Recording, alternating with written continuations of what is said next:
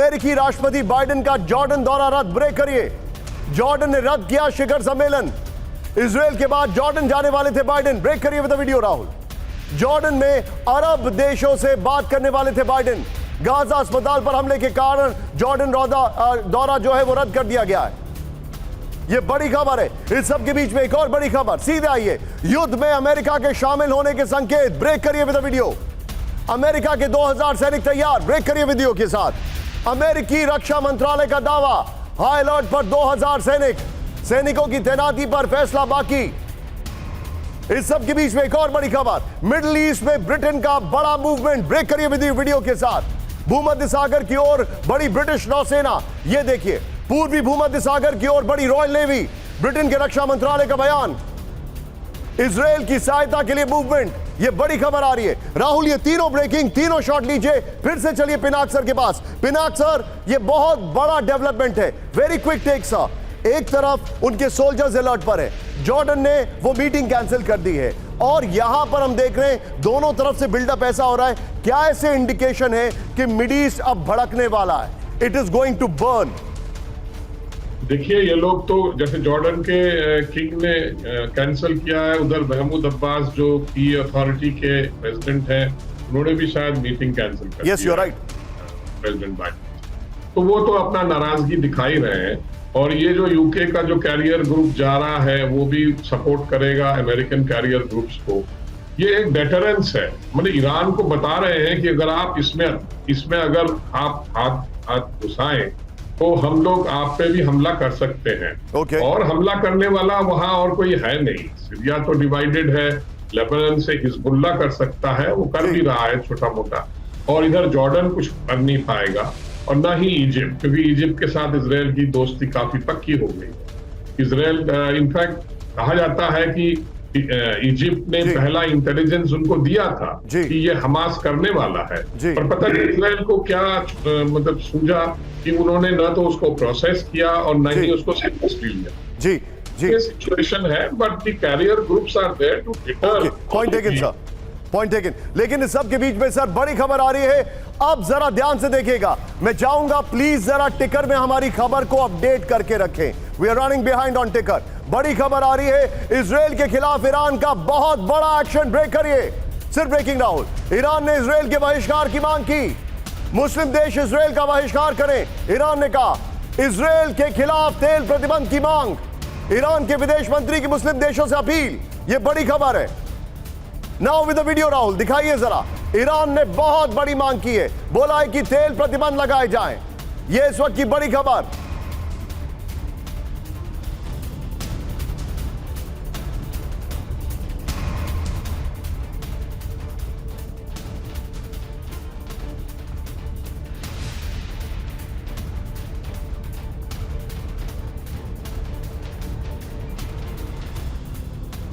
बड़ी खबर, ईरान की इजराइल को बड़ी चेतावनी। ब्रेक करिए। सिर्फ ब्रेकिंग। ये देखिए, अब वक्त खत्म हो गया, the time is up.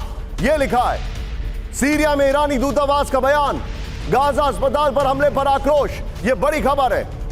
Rahul, normal breaking और शॉर्ट लीजिए। ये बड़ी खबर मैं आपको दिखा रहा हूं। ये इस वक्त की सबसे बड़ी खबर। ईरान ने लिखा टाइम इज अप।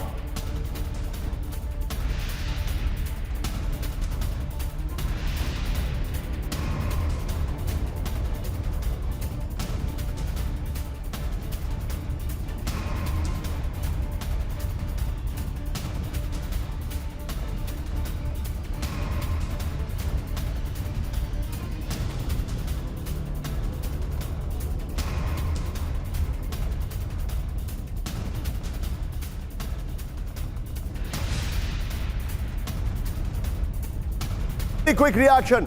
ईरान की दो वार्निंग आई है सर।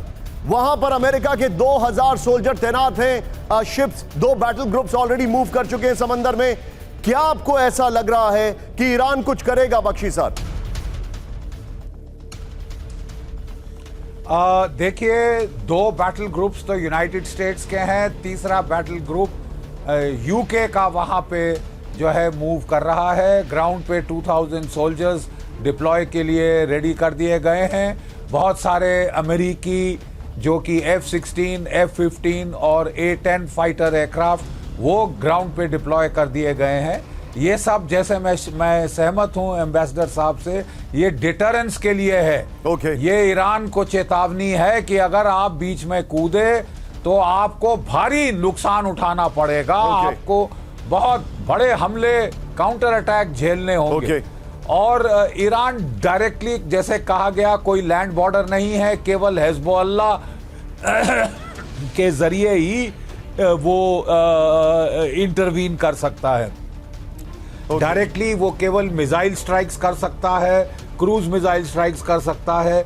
इसका मतलब उसके बाद ईरान पूरी तरह से ओपन है for counter missile strikes, counter air strikes, strikes on their nuclear installation. Noted sir. मुझे अभी मेरे सहयोगी मनीष ने एक इंफॉर्मेशन दी है कि राहुल, ये जो पहली खबर है उसको रिप्लेस करके बाइडेन की खबर लीजिए, जो बाइडेन ने बताया कि वो यहां पर क्यों आना चाहते हैं। मनीष, जो बाइडेन के होटल के बाहर तेल अवीव में मौजूद हैं। आई स्टैंड करेक्टेड, मुझे लग रहा था वो गाजा में है। मनीष, क्विक रिएक्शन, बाइडेन का दौरा, ईरान की धमकी, क्या आप इसको देख रहे हैं? थैंक यू निशान, मुझसे पूछने के लिए और मुझ तक आने के लिए। इस वक्त भारत का एकमात्र टीवी चैनल अभी टीवी 9 है, जो बाइडेन के उस होटल के पास है जहां पर बाइडेन और नेतन्याहू की मीटिंग चल रही है। और वो मीटिंग अभी खत्म हुई है और उसके बाद फिर जो उन्होंने स्टेटमेंट दिया, देखिए साफ तौर पर है कि इजराइल को इस वक्त अमेरिका की ज़रूरत थी। बाइडेन जिस वक्त अमेरिका से चले थे उस वक्त हालात दूसरे थे। जब वो इजराइल पहुंचे तो बहुत सारी चीज़ें बदल गई।